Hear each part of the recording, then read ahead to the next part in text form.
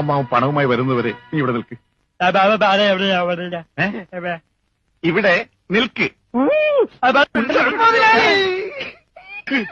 കഷ്ടം തന്നെ മുതലാളി, കഷ്ടം തന്നെ. വെറും ഒരു പണിക്കാരനായി എന്നെ പോലും പിരിഞ്ഞിരിക്കാൻ പറ്റാത്ത മുതലാളിക്ക് സ്വന്തം അനന്തരവനെ എങ്ങനെ പിരിഞ്ഞിരിക്കാൻ പറ്റും മുതലാളി? ഓഹോ, നിന്നെ പിരിഞ്ഞിരുന്നാലും ഇയാൾക്ക് വേദനിക്കുമില്ലേ? എന്നാ നീ ഇവിടെ നിൽക്ക്. ഏയ് അയ്യോ, അത് വേണ്ട. എന്താ? എനിക്ക് മുതലാളിനെ പിരിഞ്ഞിരിക്കാൻ പറ്റില്ല. സാരമില്ല രമണ, നിന്നെ പിരിയുന്ന ദുഃഖം ഈ മുതലാളി സഹിച്ചോളാം. മുതലാളി സാബ്, ഞാൻ ബോട്ടും കൊണ്ട് പോകുന്നേ ഉള്ളൂ.